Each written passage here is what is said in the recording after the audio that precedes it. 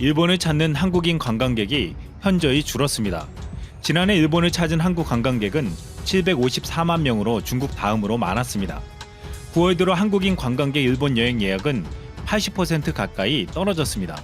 일본 경제지 니혼 게이자이 신문은 한일 관계 악화로 일본을 많이 찾았던 한국인 여행객들이 이제 동남아로 발길을 돌리고 있다고 지난 5일 보도했습니다. 일본 정부는 한국 관광객이 안 오자 중국 관광객을 많이 받으면 된다고 했습니다. 스가 관방장관도 최근 한일 관계 악화로 한국인 관광객이 줄어들고 있다는 기자의 지적에 대신 올해 중국 관광객이 11% 늘었고 미국 유럽도 두 자릿수 증가율을 보이고 있다며 큰 피해가 없을 것이라고 주장했습니다. 하지만 중국 관광객들이 늘어나기 시작하면서 일본 관광업계의 실험은 깊어지고 있습니다. 한국 관광객은 일본인도 잘 가지 않는 일본의 지방 소도시를 가지만 중국 관광객은 대도시의 대표적인 관광지만 찾기 때문입니다. 중국인 관광객이 더 많이 온다 해도 일본 지방 소도시 관광지는 텅 비게 된 것입니다. 게다가 중국인 관광객이 많아지면서 악명 높은 매너가 더 많은 문제를 일으키게 되었습니다. 일본인들은 최근 외국인 관광객이 급증하면서 관광공해라고 외치며 불만의 목소리를 내고 있습니다. 수도권 대표적인 관광지 중 한 곳인 가나가와현 가마쿠라시는 지난 3월 번화가에서 음식을 먹으면서 걸어가며 타인의 옷을 더럽히는 등 해를 끼칠 우려가 있는 행위를 금지하는 공공장소에서의 매너 향상에 관한 조례안을 가결하기도 했습니다. 산케이 신문은 민박 이용자의 소음과 쓰레기 등을 둘러싼 현지 주민들과의 트러블이 잇따르고 있다고 전한 바 있습니다. 이런 불만이 계속되자 일본 정부는 내년 도쿄올림픽을 앞두고 외국인 관광객 증가에 따라 관광공해 문제의 대책으로 기본적인 매너를 외국어로 소개하는 동영상을 만들 계획이라고 전했습니다. 일본인들이 관광공해라고 부르는 불편함의 주인공은 주로 중국인 관광객이었습니다. 그동안 중국인 관광객들이 일본에서 보여준 모습은 실로 놀랍기 그지없었습니다.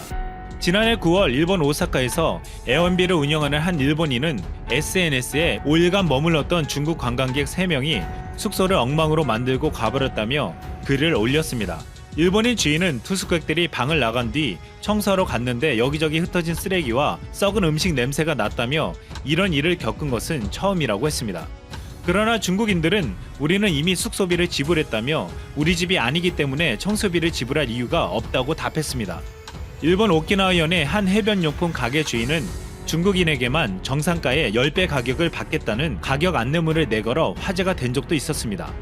오키나와에서 14년간 해변용품 렌털 가게를 운영하는 주인은 중국인들이 1인용 해변 의자에 중국 관광객 5명이 앉아 의자를 부순 일도 있었다며 수년간 당한 이런 진상짓을 더 이상 참을 수 없었다고 말했습니다.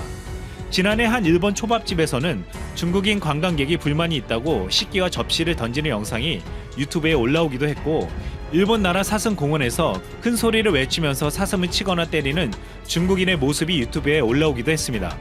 사슴은 일본에서는 신성한 동물로 중국인 관광객의 행동은 몰상식하게 여겨졌습니다. 지난 8월 26일에는 일본 오사카 시내 한복판에서 중국인들이 오성홍기를 흔들고 국가를 부르는 영상이 올라오기도 했습니다. 중국인으로 추정되는 수십 명 인파가 오사카의 남바 마루이 백화점 앞에서 오성홍기를 펼쳐들고 국가인 의용군 행진곡을 불렀습니다. 중국 국가는 일본에 대한 반감이 담겨있는 일본에 맞서는 내용의 가사가 포함된 노래였습니다. 일본 네티즌들은 이 영상을 보고 충격을 받았습니다. 이게 일본이냐? 충격으로 정신을 잃을 것 같다며 중공군 지지자는 모두 중국으로 돌아가고 다시는 오지 말아달라고 말했습니다. 한국인 관광객이 비운 자리를 중국인 관광객들이 채우자 일본 사람들은 괴로워하기 시작했습니다.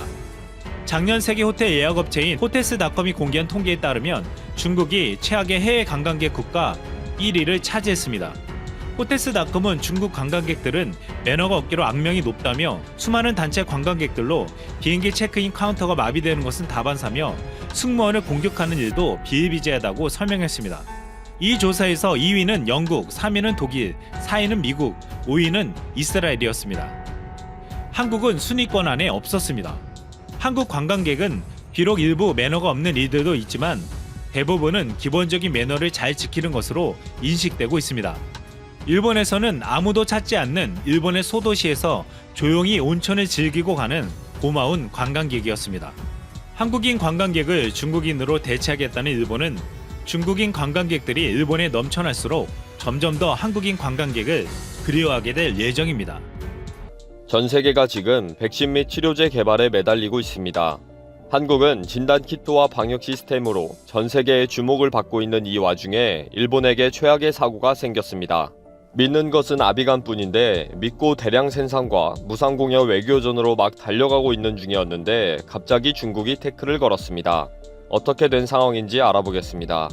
한국은 진단키트와 방역 시스템에 대한 외국의 협력 요청이 쏟아지고 있으며 G20 화상회의를 통해 주목을 받고 있습니다. 이번 사태로 가장 떠오르는 국가이며 한국의 위상이 높아질 수 있는 계기를 맞이하고 있습니다. 이에 일본은 모든 것이 엉망진창으로 도리어 해외 언론에서 망신을 당하고 있는 상황이고 도쿄올림픽 연기 이후 신규 최종 판정자가 폭발적으로 증가하면서 아베 및 일본 국가의 정직성까지 의심받는 상황이 되어버린 것입니다. 그래서 아베는 아비간을 밀면서 세계를 구하는 치료제로 밀어붙이고 있었습니다. 아베는 4월 7일 비상사태를 선언하는 기자회견에서 아비간은 이미 효과가 있다는 중국의 데이터 보증이 있다. 생산을 최대한 확대할 것이다. 아비간은 70만 명분이 이미 제조되어 있지만 200만 명분까지 비축할 계획이다. 라고 했습니다. 아비간의 부작용에 대해서는 가벼운 신규 최종 판정자가 사용하고 싶다고 요청을 할 경우 병원윤리위원회에서 승인해주는 시스템으로 진행할 것이다. 라고 했고 또 임상실험이 완료되지 않은 아비간을 사용하는 것에 대해서는 임상실험이 아니라 관찰연구라고 부르면 된다. 명목은 뭐라도 관계없다. 국내 최고의 병원도 이미 그렇게 하고 있다. 라고 쉽게 말했습니다. 이 와중에 갑자기 일본에게 최악의 사건이 터져버렸습니다. 중국이 후지필름 토야마 화학이 개발한 아비간의 논문을 취소해버렸습니다. 지금 아비간은 여러 나라에 무상으로 공여하는 형식으로 아베 정부가 뿌리고 있는데 유용성의 근거였던 논문이 취소되어 버린 것입니다. 특히 아비간의 유용성의 근거가 중국에서 사용하고 있다 보니 효과가 있었다는 것인데 중국에서 갑자기 그 근거를 부정해버린 것입니다. 이 논문은 후지필름 토야마 화학이 개발한 약물 아비간의 효능에 관한 것으로서 중국의 과학저널에 발표된 것으로 심천의 제3인민병원과 과학기술대학 제2부속병원 등과 함께 구성한 팀으로 제출한 것입니다. 후지필름과 라이센스 계약을 맺은 중국 절강석의 제약회사와의 임상실험에서 치료 효과를 얻었다는 내용입니다. 세계 학술 잡지인 사이언스 다이렉트에서는 이 논문은 저자 및 편집자의 요구에 의해 취하되었습니다. 라고 기록되어 있어서 중국의 관련 저자가 취하 요청을 한 것으로 일본 정부는 파악하고 있다고 합니다. 일본 정부는 충격을 받고 중국의 취소 이유가 무엇인지 파악을 하고 있지만 현재로서는 알 수가 없다고 합니다. 그런데 일본이 이미 그 취소 이유를 잘 알고 있으면서 내용을 공개하지 않고 있다고 보고 있기도 합니다. 그러나 결국은 조만간 중국에 의해 그 취소 이유는 밝혀질 것이고 일본의 아비간에서 치명적인 내용이 될 것이라고 합니다. 일본에서는 그동안 일부 신규 최종 판정자를 대상으로 아비간을 투여하면서 경과를 보고 있었고 매일 언론에서는 효능이 기대된다고 하면서 완치 여부에 신경을 곤두세우고 있었습니다. 또 전 세계에서 아비간의 무상 공여 요청이 빗발치고 있다. 아베 총리가 전 세계로부터 아비간에 대한 전화 요청에 연일 바쁘다. 요청한 국가를 선별해 우선순위를 정하고 있다. 등으로 여론전을 하고 있었습니다. 그런데 이 와중에 중국의 논문 철회 소식이 들린 거죠. 그동안 아비간은 임산부에게는 기형아 출산의 위험이 있고 또 남성에게도 성기능 장애의 위험이 있는 것으로 알려졌습니다. 한국에서는 의료계에서 먼저 부작용 우려와 효능이 의심스럽다는 의견을 제시했고 정부에서도 수입을 금지시켰습니다. 또한 최근에는 아베의 전화를 받은 트럼프가 승인을 빨리 받으려고 압력을 행사했다고 해서 미국 언론에 대서특필되기도 했고요. 사실 이렇게 아베가 밀어붙인다고 해서 백신 및 치료제 개발이 쉽게 되는 일은 아닙니다. 백신 및 신약 개발의 가장 최우선 과제는 병균의 유전자 지도, RNA를 모두 분석하는 것입니다. C19는 DNA가 아니라 RNA 형태의 유전자를 가지고 있으며 인간의 숙주세포에 침투해서 계속적으로 변이를 일으키면서 새로운 세포로 계속 전파되어 간다고 합니다. 쉽게 말하자면 중국 상하이 공중보건임상센터에서 최초로 C19 DNA 유전체 정보를 공개하고 DNA 진단키트를 만들었지만 정확한 RNA 정보를 근거로 하지는 못했습니다. 이렇게 전 세계에서 연구 개발의 최우선 과제로 여기고 있던 과제를 한국의 김빈내리 서울대 교수의 팀이 RNA 전사체 유전자 정보를 세계 최초로 분석해 국제학술지 셀에 지난 9일 공개했습니다.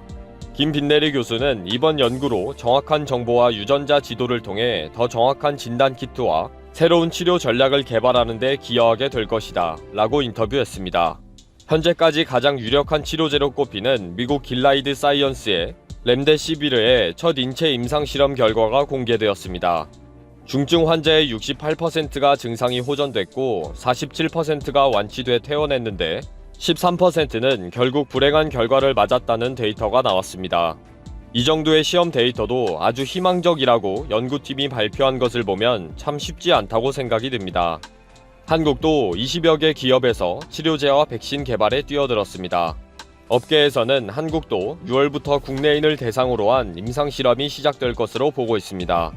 특히 이번 김빈내리 교수팀의 연구 내용은 국내 기업들에게 엄청난 정보와 힘이 될 것으로 보고 계속적으로 연구 내용과 과정에 대한 협조를 요청하고 있다고 합니다. 한국의 진단키트는 더 정확하고 신속한 성능을 가지게 될 것이며 백신과 치료제 개발에 있어서도 기선을 제압하고 달려갈 수 있을 것입니다. 궁지에 몰린 일본은 애초부터 문제가 있었던 아비간으로 도박을 하고 있지만 한국은 정직하게 차근차근 앞서갑니다. 일본이 침몰하고 있다는 짐 로저스의 예언이 맞아 들어가는 상황입니다.